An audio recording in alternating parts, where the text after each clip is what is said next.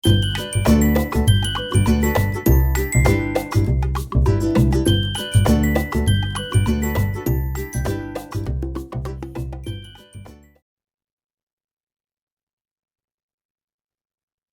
teman-teman, di video kali ini kita akan melanjutkan pembelajaran mengenai PHP, di mana pada kali ini kita akan belajar mengenai Object Oriented Programming. Nah, ini adalah suatu hal yang mesti teman-teman pahami sebelum belajar mengenai Ravel atau mungkin belajar mengenai framework di dalam PHP. Jadi, sebelum belajar mengenai framework, teman-teman harus mempunyai konsep dan paham terlebih dahulu mengenai Object Oriented Programming. Nah, apa itu Object Oriented Programming? OOP atau Object Oriented Programming atau pemrograman berbasis objek merupakan paradigma pemrograman yang berorientasikan pada objek. Nah, semua data yang di dalam paradigma ini dibungkus di dalam kelas atau objek-objek. Nah, di dalam OOP, biasanya kita dapat memetakan persoalan-persoalan dalam program dengan memecah masalah ke dalam kelas-kelas yang lebih kecil dan simpel agar solusinya dapat dibuat lebih spesifik. Artinya adalah ketika kelas tersebut ingin teman-teman gunakan di dalam beberapa kondisi, bisa memanggil kelas itu kembali.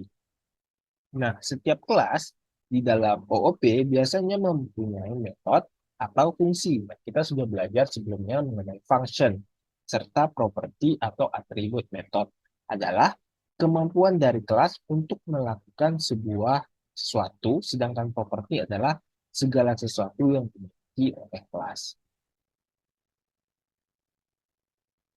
Nah, selanjutnya kita akan mengenal kelas dan objek.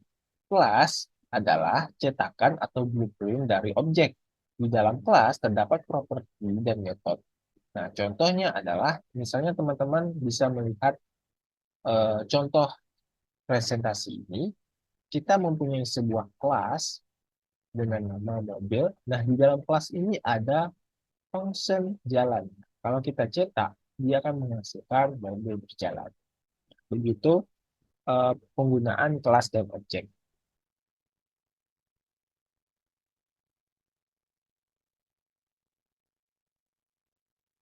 Nah, selanjutnya, eh, sebelum kita memulai ke visibilitas ini, teman-teman harus belajar mengenai bagaimana caranya menginstansiasi dari objek ini. Artinya, kita akan mencetak nilai dari function jalan ini. Nah, saya nanti akan menjelaskan bagaimana cara melakukan instansiasi itu dengan meletakkan sebuah eh, pemanggilan kelas mobil ini. Nah, biasanya eh, kelas di dalam blueprint atau cetakan dari objek itu akan membuat objek dari cetakan tersebut melakukan instansiasi atau pembuatan objek. Nah, teman-teman bisa menggunakan new class atau bisa menggunakan $this di dalam pembuatan instansiasi. Nah, selanjutnya kita akan belajar mengenai visibilitas pada OOP. Di dalam PHP, biasanya visibilitas ini dibagi menjadi 4. Ada private, ada protected, ada public, dan ada default. Nah, biasanya visibilitas ini digunakan untuk mengatur akses terhadap properti dan metode pada kelas agar eh, menjamin keamanan informasi yang terdapat dalam properti maupun metode. Yang pertama ada namanya private. Nah, private ini adalah suatu properti atau metode dengan visibilitas private, maka propertinya atau metode tersebut hanya dapat diakses dari lingkup kelas atau properti atau metode tersebut yang didefinisikan. Nah, itu penggunaan private. Nah, bila programnya itu di atas dijalankan, maka akan munculkan sebuah error karena kita bisa lihat ini kan menggunakan sebuah visibilitas privat. Nah, kalau kita jalankan, dia akan menampilkan error. Karena apa? Karena di sini ada public. Nah, dia seharusnya nggak di public, tapi di privat. Kemudian ada namanya eh, public. Publik ini adalah jika properti atau metode yang diberikan visibilitas publik, maka metode atau properti tersebut dapat diakses baik dari lingkup kelas maupun objek yang sudah diinisialisasi. Jadi kalau teman-teman ingin mengakses function jumlah roda ini bisa diakses di mana pun. Tapi kalau ini bersifat privat, hanya bisa diakses di dalam kelas itu saja. Kemudian ada namanya protected. Protected ini adalah metode atau properti yang diberikan visibilitas protected. Maka properti tersebut hanya dapat diakses dari lingkup dan di mana kelas properti atau metode tersebut didefinisikan.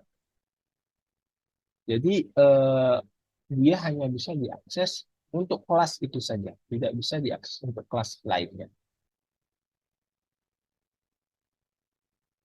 Kemudian ada namanya konstruktor. Konstruktor adalah suatu metode atau function yang akan dipanggil pertama kali ketika kelas tersebut diinstansiasi menjadi objek. Untuk membuat konstruktor, kita dapat membuat metode dengan nama konstruk. Nah, kita bisa lihat di bagian ini, contoh ini kita membuat sebuah konstruk. Artinya, kelas yang terdapat konstruk ini adalah akan dipanggil pertama kali ketika kelas ini diinstansiasi. Jadi dia akan menjalankan konstruk ini pertama kali. Nah, itu penjelasan mengenai OOP di dalam PHP. Nah, selanjutnya saya akan menjelaskan bagaimana caranya penggunaan tersebut.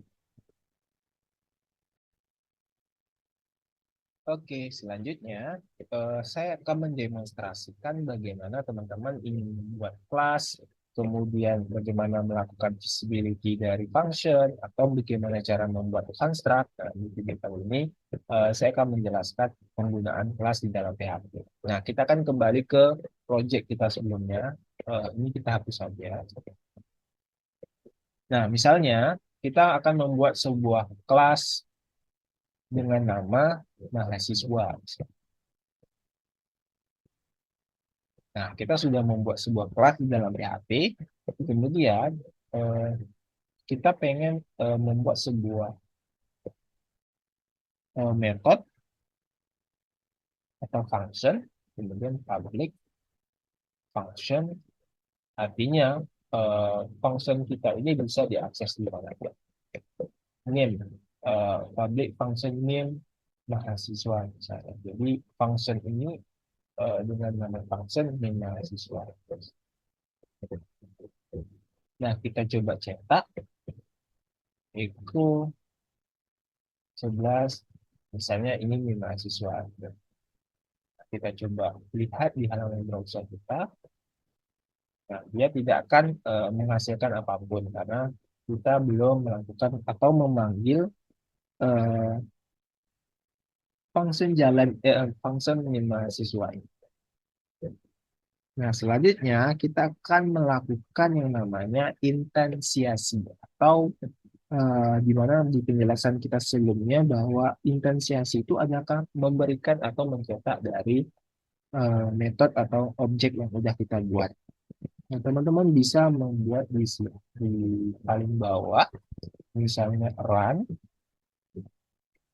kita panggil dulu new class. Apa nama kelas kita? Yaitu kelas siswa. Nah, seperti ini. Kita run. Nah, function apa yang kita ingin kita run? Itu function name siswa. Seperti ini. Eh, Namun sebelum itu, kita perlu yang namanya mendeklarasikan sebuah name di sini. Di atas function. Di public, misalnya name. Seperti ini. Kemudian kita baru echo. Kita echo run name. Seperti itu. Nah, kalau kita jalankan, nah, kelas ini akan menghasilkan sebuah name dari hasil pendeklarasian kelas ini.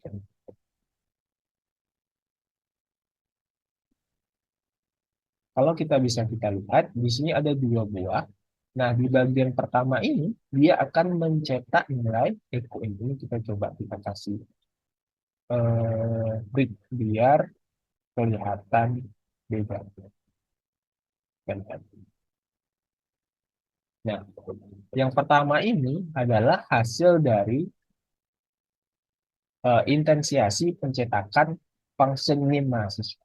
Sementara yang Eko ini dia akan menghasilkan pabrik untuk min. Nah, begitu cara intensiasi dan pembuatan kelas. Jadi dia publik ini dia akan melakukan atau bisa dipakai dimanapun.